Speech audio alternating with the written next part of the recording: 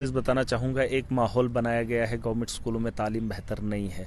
देखिए मैं बार बार कह रहा हूँ कि जो गवर्नमेंट टीचर्स हैं वेल एजुकेटेड हैं, ट्रेनिंग भी उनको अच्छी खासी होती है। आवाम से गुजारिश है कि इस बार वो एनरोलमेंट को बढ़ाएं। अपने अपने इलाकों के अंदर जो स्कूल हैं जो उनके साथ में हैं उन स्कूलों के अंदर उनकी एडमिशन करवाएं। चाहे आपके बच्चे बाहर हैं वहाँ से उठा कर लाइए। आप विश्वास दिलाता हूँ कि गवर्नमेंट एजुकेशन को हम बेहतर करेंगे। लगातार आपके दौरे हम देखने को मिलते हैं, लेकिन आज भी जीएमसी के अंदर देखा यह जाता है कि डॉक्टर आज भी जो है यूनिफॉर्म में प्रॉपर नहीं होते। और सबसे बड़ी बात, एक जो अहम सवाल यहाँ के लोगों का है कि यहाँ पर बहुत सारे ऐसे डॉक्टर्स हैं 15 सालों से 20 सालों से यहाँ पर बैठे हुए हैं, उनकी ट्रांसफर पॉलिसीज़ यहाँ पर नहीं है। तो क्या इन सब चीज़ों पे भी काम किया जाएगा? बिल्कुल, इन पे सब पे नज़रें हैं। ऐसा नहीं है, चाहे वो कोई भी ऑफिसर हो हमारे डिस्ट्रिक्ट के अंदर, सब पे नज़रें हैं। और जो नीचे वाला स्टाफ है उन पे भी नज़रें हैं, क्योंकि लोगों के बहुत सारी ग्रीवेंसेस आ रहे हैं। लोग अलग अलग तरह की बातें बता रहे हैं। किसी को इतने साल हो गए वो अपनी मनमानी कर रहा है, वो वहाँ का अब घर उसने बना लिया और अपने घर के अंदर वो सारा तामझाम खुद ही देख रहा है।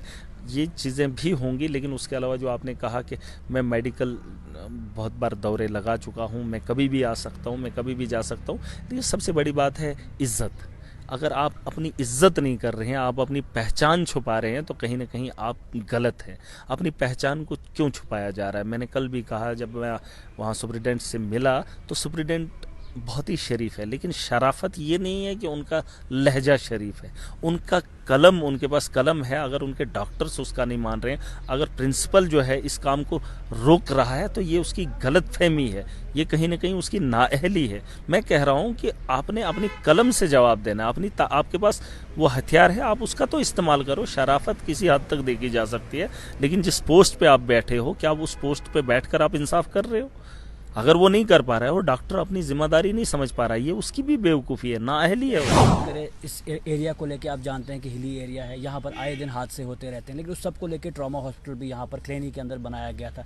आज भी यहाँ के पेशेंट जो है वो शिफ्ट करने पड़ते हैं, हॉस्पिटल जो वहाँ का डिफंक्ट पड़ा हुआ है। तो क्या इन सब चीज़ों को लेके, तो डोडा की आज के वक्त की अगर हम म्यूनसिपलिटी की भी बात करें, डंपिंग साइट्स की हालात ख़राब हुआ करती थी, उसमें भी सुधार जो है कहीं ना कहीं आया है। डोडा के अंदर की जो सड़कें हैं, क्योंकि जब हेडक्वार्टर ही इस तरह का होगा तो आसपास की हालत किस तरह, आप अगर भरत रोड साइड या डंपिंग साइड की तरफ जाते हो तो आपने हालात देखी होगी, आप अगर भरत रोड जाते होंगे तो हालात देखते। तो क्या लगता है इस एरिया में ब्लैक टॉपिंग होना, रोडों का अच्छा होना, कितना की बिल्डिंग यहाँ डिफंक्ट पड़ी हुई है? जैसे आप खिलौनी में देखेंगे तो वहाँ पर ट्रैफिक की एक बिल्डिंग वहाँ पर बनी थी, डिफंक्ट पड़ी हुई है। यहाँ पर ट्रक टर्मिनल बना था, उसकी हालात आज के वक्त में काफ़ी ज़्यादा ख़राब है। तो क्या लगता है इनमें सुधार आएगा? नहीं, जैसे आपने कहा अभी ये जो ट्रक टर्मिनल यहाँ पर बना था, आपने कहा आज से पहले बना था, करोड़ों रुपया लगाया था, अब तो ठीक हो रहा है ना, अब तो बैठने का मन कर रहा है। अभी जैसे बच्चे आए थे हमारे पास, अगर वो खाली पड़ी है तो हम वहाँ बच्चों को शिफ्ट भी करेंगे।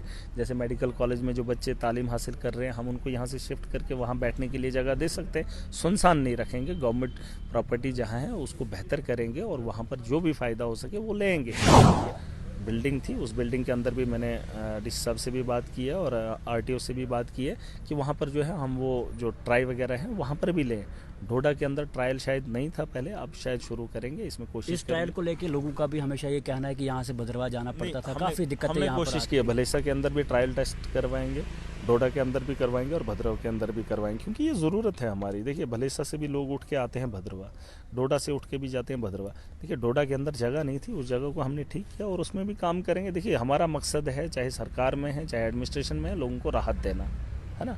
तो राहत देने के लिए डोडा के लोग डोडा के अंदर करें, भलेसा के लोग भलेसा के अंदर करें और भद्रवा के लोग भद्रवा के अंदर। ये ऐसा नहीं है किसी को नीचा दिखाना, बल्कि लोगों के बारे में भी सोचना, और वो पॉलिसीज हमने कोशिश की है उसको फ्रेम करेंगे और ये यहाँ सुधार आए ना रहे कि महराज अपने फेसबुक पेज पे आके अपनी बात रखता था या ज़मीन पे जाकर लोगों को उनकी बात दोहराता था।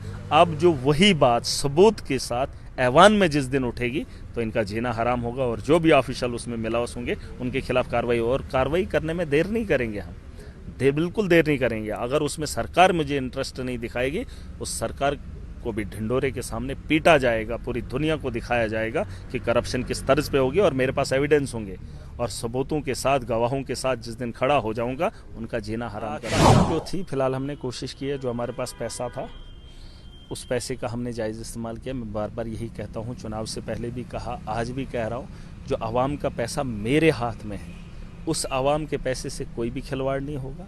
ईमानदारी के साथ आवाम के हित में लगाया जाएगा। जो आज से पहले ना ये लोग दिखाते थे ना बताते थे, हमने अपनी मर्जी से नहीं, आवाम के हित के लिए काम किया है और ये सारी चीज़ें हम सोशल मीडिया तो हमारी ताकत है, हम दिखाएंगे कि हमने आपका पैसा कहाँ लगाया और दुनिया देखेगी और माननी चाहिए वाकई ये काम करने के काबिल थे और ये किसी का भेदभाव नहीं होगा, आवाम के हित के लिए होगा और आवाम की मर्जी के लिए होगा और जनता के साथ विश्वासघात नहीं करूंगा, जनता की उम्मीदों पे खड़ा उतरूंगा और जिस ईमानदारी की मैं बात करता था ईमानदारी के साथ। आज हमारे साथ बातचीत करने के लिए जुड़े हैं एमएलए महराज मलिक, दबंग एमएलए जो है खास तौर पर हैं। ये सभी लोगों ने जो है टैगलाइन जो है इनको दे दी और कहीं ना कहीं अपने काम को लेके जो है हमेशा एक्टिव रहते हैं। बातचीत करने के लिए हमारे साथ जुड़े हैं। बातचीत होगी डोडा को लेके, क्योंकि आप बखूबी जानते हैं कि दिल्ली इलेक्शन हारने के बाद जब डोडा आ चुके हैं, बातचीत यहीं पर होगी कि क्या कुछ डोडा के लिए किया जा रहा है, क्या कुछ डेवलपमेंट जो है डोडा के अंदर हो रही है, सभी बातचीत जो है इन्हीं से होगी। सबसे पहले वक्त देने के लिए शुक्रिया। Thank you. महाराज साहब, क्या कुछ कहना चाहोगे? जिस तरह बात करें डोडा को लेके, तो डोडा के अंदर जो है काफ़ी सारे काम जो है करने को पेंडिंग है। सबसे पहले बात करेंगे एजुकेशन सेक्टर को लेके। स्कूलों के हालात आज भी ख़राब है, टीचर्स जो है बच्चों के पास नहीं है, क्या सब जो है इन सब चीज़ों के लिए किया जा रहा है? देखिए, प्रायोरिटी रहती है, एजुकेशन हो, हेल्थ हो, बिजली हो या पानी हो, इन चीज़ों पे हमारा फोकस बहुत पहले से रहा है और इन चीज़ों को बदलना हमारी प्रायोरिटी है, क्योंकि और हमारे डिस्ट्रिक्ट की क्या हिली एरियाज़ के लोगों की ये ज़रूरत है। एजुकेशन को अगर देखेंगे तो एजुकेशन में बड़े पैमाने पर सुधार लाने की कोशिश की जा रही है। इसमें सबसे पहले हम इंफ्रास्ट्रक्चर पर जोर लगा रहे हैं। बहुत सारा पैसा जो है हम इस बार एजुकेशन इंफ्रास्ट्रक्चर पर लगा रहे हैं। बेहतर स्कूल बनाएंगे तभी जाके हमारी तालीम भी बेहतर होगी, हम कम्पीट कर पाएंगे। वरना आपने देखा होगा कि पिछले कुछ सालों से जो है कंपटीशन में जो है नेशनल लेवल, स्टेट लेवल पे हमारे बच्चों को कम्पीट किया जा रहा है, करवाया जा रहा है छोटी छोटी पोस्टों पे, लेकिन ये नहीं समझ रहे हैं कि इनकी तालीम कैसी है और किन हालात में है। उस चीज़ पे हम काम कर रहे हैं और बहुत स्कूलों को जो है जिनका इंफ्रास्ट्रक्चर हम बदलने की कोशिश कर रहे हैं। सर, हमेशा देखा जाता है कि बच्चों के पास टीचर्स नहीं रहते हैं स्कूलों के अंदर, खास तौर पर गवर्नमेंट स्कूल्स की बात करते हैं, एनरोलमेंट जो है बहुत कम वहाँ पर रहता है। तो क्या इन सब चीज़ों पे भी जो है सोच? इसमें मैं एक चीज़ बताना चाहूँगा, एक माहौल बनाया गया है, गवर्नमेंट स्कूलों में तालीम बेहतर नहीं है। देखिए, मैं बार बार कह रहा हूँ कि जो गवर्नमेंट टीचर्स हैं वेल एजुकेटेड हैं, ट्रेनिंग भी उनको अच्छी खासी होती है। आवाम से गुजारिश है कि इस बार वो एनरोलमेंट को बढ़ाएं। अपने अपने इलाकों के अंदर जो स्कूल हैं जो उनके साथ में हैं, उन स्कूलों के अंदर उनकी एडमिशन करवाएं। चाहे आपके बच्चे बाहर हैं, वहाँ से उठा कर लाइए। आप, विश्वास दिलाता हूँ कि गवर्नमेंट एजुकेशन को हम बेहतर करेंगे। स्कूलों के साथ साथ उनकी तालीम पे भी ध्यान रखा जाएगा और उसके लिए हमने कल से जो है कमेटी बनाना शुरू किया। हमारी VLCs बनेगी हमारी कॉन्स्टिट्यूंसी के अंदर, जो VLCs पढ़े लिखे लोगों की होगी, जो उसकी निगरानी करेगी, एजुकेशन के इंफ्रास्ट्रक्चर को भी देखेगी और उसके अलावा एजुकेशन पे भी ध्यान देगी। हम यकीन के साथ कह सकते हैं कि हम गवर्नमेंट स्कूलों की एजुकेशन में सुधार लाएंगे और टीचर को भी जो कमियाँ थी उन कमियों को पूरा करेंगे और उससे बेहतर तालीम जो है हासिल करवाई जा सकती है। लेकिन लोगों को कोऑपरेट करना पड़ेगा, लोगों की भी जिम्मेदारी बनती है। आप भी थोड़ा सा कोऑपरेट कीजिए, हम एजुकेशन में सुधार लाएंगे। एजुकेशन में सुधार तभी आएगा जब हमारे पास बच्चे आएंगे, तो बच्चों को फिर से वापस लाना होगा। अपने गाँव के अंदर जो आपके स्कूल हैं, उन स्कूल जो बंद पड़े हैं उन्हें भी ओपन करने की कोशिश करेंगे और उसके अलावा जहाँ स्टाफ की कमी है स्टाफ भी लाएंगे, लेकिन बच्चों का वहाँ एडमिशन करवाना वो ज़रूरी है और उसमें लोगों को कोऑपरेट करना बहुत ज़रूरी है। अच्छा, उसके अलावा बात हो कि हेल्थ की, जिस तरह GMC को लेकर लगातार आपके दौरे हम देखने को मिलते हैं, लेकिन आज भी GMC के अंदर देखा ये जाता है कि डॉक्टर आज भी जो है यूनिफॉर्म में प्रॉपर नहीं होते। और सबसे बड़ी बात, एक जो अहम सवाल यहाँ के लोगों का है कि यहाँ पर बहुत सारे ऐसे डॉक्टर्स हैं 15 सालों से 20 सालों से यहाँ पर बैठे हुए हैं, उनकी ट्रांसफर पॉलिसीज़ यहाँ पर नहीं है। तो क्या इन सब चीज़ों पर भी काम किया जाए? बिल्कुल, इन पे सब पे नज़रें हैं, ऐसा नहीं है। चाहे वो कोई भी ऑफिसर हो हमारे डिस्ट्रिक्ट के अंदर, सब पे नज़रें हैं और जो नीचे वाला स्टाफ है उन पे भी नज़रें हैं, क्योंकि लोगों के बहुत सारी ग्रीवेंसेस आ रहे हैं। लोग अलग अलग तरह की बातें बता रहे हैं। किसी को इतने साल हो गए वो अपनी मनमानी कर रहा है, वो वहाँ का अब घर उसने बना लिया और अपने घर के अंदर वो सारा तामझाम खुद ही देख रहा है। ये चीज़ें भी होंगी, लेकिन उसके अलावा जो आपने कहा कि मैं मेडिकल बहुत बार दौरे लगा चुका हूँ, मैं कभी भी आ सकता हूँ, मैं कभी भी जा सकता हूँ। लेकिन सबसे बड़ी बात है इज़्ज़त। अगर आप अपनी इज्जत नहीं कर रहे हैं, आप अपनी पहचान छुपा रहे हैं, तो कहीं ना कहीं आप गलत हैं। अपनी पहचान को क्यों छुपाया जा रहा है? मैंने कल भी कहा, जब मैं वहाँ सुप्रिटेंडेंट से मिला तो सुप्रिटेंडेंट बहुत ही शरीफ है, लेकिन शराफत ये नहीं है कि उनका लहजा शरीफ है, उनका कलम, उनके पास कलम है। अगर उनके डॉक्टर्स उसका नहीं मान रहे हैं, अगर प्रिंसिपल जो है इस काम को रोक रहा है, तो ये उसकी गलत फहमी है, ये कहीं ना कहीं उसकी नाअहली है। मैं कह रहा हूँ कि आपने अपनी कलम से जवाब देना, आपके पास वो हथियार है, आप उसका तो इस्तेमाल करो। शराफत किसी हद तक देखी जा सकती है, लेकिन जिस पोस्ट पे आप बैठे हो, क्या आप उस पोस्ट पे बैठकर आप इंसाफ कर रहे हो? अगर वो नहीं कर पा रहा है, वो डॉक्टर अपनी जिम्मेदारी नहीं समझ पा रहा है, ये उसकी भी बेवकूफ़ी है, नाअहली है उसकी, क्योंकि अपने प्रोफेशन को छुपा रहा है। अरे जब वो अपने उस ड्रेस कोड में होगा तो लोग उसकी इज्जत करेंगे, करते भी हैं। लेकिन अगर किसी को पता ही नहीं है ये कौन है, तो उससे क्या वो साबित करना चाहते हैं। मैं यही कह रहा हूँ कि उन लोगों को अपना प्रोफेशन दिखाना चाहिए, अपनी पहचान छुपानी नहीं होती है। लेकिन अगर वो इस बात को नहीं मान रहे हैं तो मुझे लगता है सुप्रिटेंडेंट हो या यहाँ प्रिंसिपल हो, उनको एक्शन लेना चाहिए, क्योंकि हम भी नहीं चाहते हैं कि उनसे भिड़े। हमारे पास भी वक्त नहीं है कि भिड़ेंगे, लेकिन अगर हम कह रहे हैं उनके उसमें है, प्रोटोकॉल में है वो चीज़ें, वो ले लें, और उससे उनकी इज्जत है, उसमें इज्जत की कमी नहीं है। अभी मैं देख रहा हूँ, देखिए वो जो ड्रेस कोड है उससे उनके परिवार भी सेफ है। अगर वो ड्रेस कोड पहन के जाते हैं, वो सारा वो जो उनको प्रोटेक्शन दिया जाता है, वो अगर उसको घर जाने से पहले उसे खोल देते हैं तो कई बीमारियां, वो तो खुद डॉक्टर कहता है कपड़ों के साथ, वो तो हमें बोलते हैं कि हाथों में बैक्टीरिया होते हैं। लेकिन अगर इतनी बारीकी से ये चीज़ें जानते हैं, फिर ड्रेस कोड तो इनके लिए सेफ्टी है, और वो डॉक्टर सेफ्टी नहीं करेगा जो बैक्टीरिया को देख सकता है, जो ये बता सकता है कि इस चीज़ से, ये गंदगी से जो है ये बीमारी फैल सकती है, तो वैसे डॉक्टर को क्या करोगे आप? वही कपड़े पहनकर हॉस्टल में घुसता है, पूरे उसमें चेकिंग मतलब चलता रहता है, फिर वही कपड़े लेकर अपने परिवार में जाता है। कहीं ना कहीं गंदगी फैलाने का काम ये भी कर रहे हैं, ये भी कहीं ना कहीं ये क्या बताएंगे फिर आपको, वो जो है मास्क लगाना या वो क्या बोलते हैं, वो हाथों में जो डालते हैं वो कुछ क्या से, वो उसको क्या बोलते हैं, सैनिटाइजर। क्या सैनिटाइजर डालोगे फिर कपड़ों में, कहाँ से डालोगे? अरे भाई कपड़ों के लिए आपको वो जो दिया है उसको आप निकाल के बाहर रखते हो। जैसे आप किसी इमरजेंसी वार्ड में जाते हो या किसी और ऐसे वार्ड में जहाँ पैरों के लिए जूते के ऊपर से या पाँव में लगाना है, क्यों लगाना है? देखिए आप हॉस्टल के अंदर ये चीज़ें सीखते हैं, आपके सर पे वो चीज़ लगी होती है, आपको यहाँ से लगी होती है ऑपरेशन करने के बाद। नहीं पहचान नहीं, वो आपको नहीं, बैक्टीरिया नहीं, मैं ये कह रहा हूँ कि वो पहनना इसलिए ज़रूरी नहीं आपकी पहचान है। ऑपरेशन के वक्त आप कुछ भी पहन सकते, लेकिन वो जो चीज़ें पहनते हैं उनका फ़ायदा है, वो साइंटिफिकली प्रूव हुआ है। ऐसा नहीं है कि आपको पहनना, वो पुलिस की यूनिफॉर्म नहीं है, उसमें बहुत सारी चीज़ें हैं अंदर, ये उनको डॉक्टरों को ज़्यादा पता होगा। लेकिन मैं कह रहा हूँ कि अगर जिस तर्ज पे चल रही है, अपने फैमिली को भी परेशानी में डाल रहे हैं। अच्छा, उसके अलावा बात करें इस एरिया को लेके, आप जानते हैं कि हिली एरिया है, यहाँ पर आए दिन हादसे होते रहते हैं, लेकिन उस सब को लेके ट्रॉमा हॉस्पिटल भी यहाँ पर क्लिनिक के अंदर बनाया गया था। आज भी यहाँ के पेशेंट जो है वो शिफ्ट करने पड़ते हैं, हॉस्पिटल जो वहाँ का डिफंक्ट पड़ा हुआ है। तो क्या इन सब चीज़ों को भी देखा जाए? देखिए अब मैंने बहुत पहले कहा है, अब हमारे गाँव नहीं रहे हैं, अब शहर जैसा माहौल बना है। हमारे यहाँ एक हॉस्पिटल नहीं, हमारे यहाँ कई हॉस्पिटल्स की ज़रूरत है।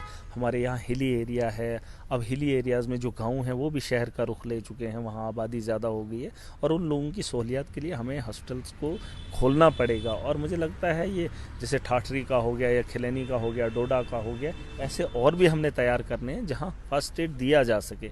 उन पे काम करेंगे आने वाले कल में, मुझे पूरी उम्मीद है, जैसे मुझसे जितना हो सकेगा पूरी ताकत लगाकर जो है इन पे काम करेंगे। अच्छा, उसके अलावा बात करें डोडा को लेके, तो डोडा की आज के वक्त की अगर हम म्यूनसिपलिटी की भी बात करें, डंपिंग साइट्स की हालात ख़राब हुआ करती थी, उसमें भी सुधार जो है कहीं ना कहीं आया है। डोडा के अंदर की जो सड़कें हैं, क्योंकि जब हेडक्वार्टर ही इस तरह का होगा तो आसपास की हालत किस तरह, आप अगर भरत रोड साइड या डंपिंग साइड की तरफ जाते हो तो आपने हालात देखी होगी, आप अगर भरत रोड जाते होंगे तो हालात देखते हो। क्या लगता है इस एरिया में ब्लैक टॉपिंग होना, रोडों का अच्छा होना कितना ज़रूरी है? देखिए ये शहर को, क्या मैं कहता हूँ, हर जगह हमारे पास पैसे की कमी नहीं है, पैसा बहुत है सरकार के पास, बस यूटिलाइज़ करना है, जिसके लिए ब्यूरोक्रेट्स बैठे हैं। हमारी लड़ाई यही है कि एग्जीक्यूट नहीं कर पाते हैं, वक्त पर पैसे का इस्तेमाल नहीं कर पाते। जो काम हम एक साल पहले कर सकते थे, उसके लिए जो है हमारे जो मुलाजिम तबका पुराना रहा है या जो आज तक रहा है, उनका क्या था, उनको अपना वक्त निकालना था, एग्जीक्यूट नहीं हो पाता था, ज़मीनी सतह पर काम नहीं कर पाते थे।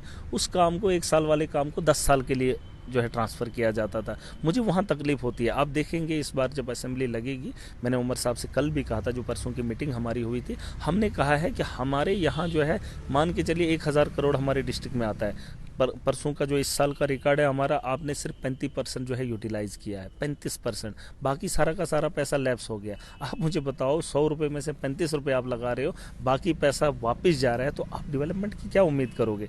मैंने कहा है मीटिंग के अंदर कि इस बार जो है टेंडरिंग टाइम पे होना चाहिए, एग्जीक्यूट पहले होना चाहिए और उसके बाद जो सेविंग होगा उस सेविंग को भी यूटिलाइज किया जाएगा मार्च से पहले पहले। जब वो चीज़ें होंगी तो तब जाके आप यहाँ डेवलपमेंट देखेंगे, वरना ये जो फंड आता है ये अपने तर्ज पे लगाते हैं, अपनी मर्जी से चलाते हैं, अपनी मर्जी से डीपीआर बनाते हैं, सर्दियों के टाइम आकर जो है डेवलपमेंट करने की कोशिश करते हैं। वैसे डेवलपमेंट नहीं होगी, बड़े पैमाने पे चेंज आएगा। इस बार देखेंगे आप, शायद ये बहुत कम लोग जानते होंगे, जब मैं डीडीसी था मैंने 1400 करोड़ को लेकर एक बहुत बड़ा हंगामा किया था। जब पहली बार मैं कौंसल में आया था मैंने कहा था कि 1400 करोड़ रुपए का जो इन्होंने प्लान बनाया वो गलत था। इस बार हमारे से बन रहा है, इस बार देखेंगे उस प्लान में और इस प्लान में कितना बड़ा फर्क होगा। और जो हमने प्लान बनाया, जैसे मैंने ग्राउंड्स बनाए हैं, 1-1 करोड़ रुपए मैंने ग्राउंड्स को दिया। कभी भी किसी ने कोशिश नहीं की ग्राउंड बनाएंगे, कभी भी किसी ने कोशिश नहीं की कि हम वो चीज़ें बनाएं जिससे लोगों को फ़ायदा होगा। हम उस पर फोकस कर रहे हैं, कोई ज़ाया पैसा नहीं हो रहा। पिछली बारी जब मैं स्टार्टिंग में आया था कौंसल में तो 300-400 करोड़ जो था इरिगेशन वालों को दिया था हमने जी। नाले बनाए, नाले बना के क्या करोगे, हमारे पास ज़मीन ही नहीं है। कौन से इलाका ऐसा है जहाँ इरिगेशन के थ्रू जो है पानी देकर उन खेतों को जो है आबाद किया जाता है, और उस पर इन्होंने 200-300 करोड़ लगाया था। उस टाइम भी मुझे तकलीफ थी, लेकिन तब मैं महज एक डीडीसी था। अब मैं एमएलए बन चुका हूँ, अब मेरी इन्वॉल्वमेंट है डिस्ट्रिक्ट के अंदर, स्टेट के अंदर। अब हम पॉलिसी मेकर्स हैं, हम बताएंगे इनको कि हमने अपने पैसे का इस्तेमाल कहाँ करना है। और परसों की मीटिंग में जब सीएम साहब से थी मैंने उनको साफ कहा है कि इम्प्लीमेंट करना ज़रूरी है और उसके अलावा जो है पॉलिसी बनाना बड़ा इंपॉर्टेंट है। हम इस बार प्लान बना रहे हैं, आप देखेंगे आपके सामने आएगा, सारा प्लान आपके पास होगा। अच्छा, उसके अलावा गवर्नमेंट की बिल्डिंग यहाँ डिफंक्ट पड़ी हुई है। जैसे आप खिलौनी में देखेंगे तो वहाँ पर ट्रैफिक की एक बिल्डिंग वहाँ पर बनी थी, डिफंक्ट पड़ी हुई है। यहाँ पर ट्रक टर्मिनल बना था, उसकी हालात आज के वक्त में काफ़ी ज़्यादा खराब है। तो क्या लगता है इनमें सुधार आएगा? नहीं, जैसे आपने कहा अभी ये जो ट्रक टर्मिनल यहाँ पर बना था, आपने कहा आज से पहले बना था, करोड़ों रुपया लगाया था, अब तो ठीक हो रहा है ना, अब तो बैठने का मन कर रहा है। अभी जैसे बच्चे आए थे हमारे पास, अगर वो खाली पड़ी है तो हम वहाँ बच्चों को शिफ्ट भी करेंगे। जैसे मेडिकल कॉलेज में जो बच्चे तालीम हासिल कर रहे हैं, हम उनको यहाँ से शिफ्ट करके वहाँ बैठने के लिए जगह दे सकते हैं। सुनसान नहीं रखेंगे, गवर्नमेंट प्रॉपर्टी जहाँ है उसको बेहतर करेंगे और वहाँ पर जो भी फ़ायदा हो सके वो लेंगे।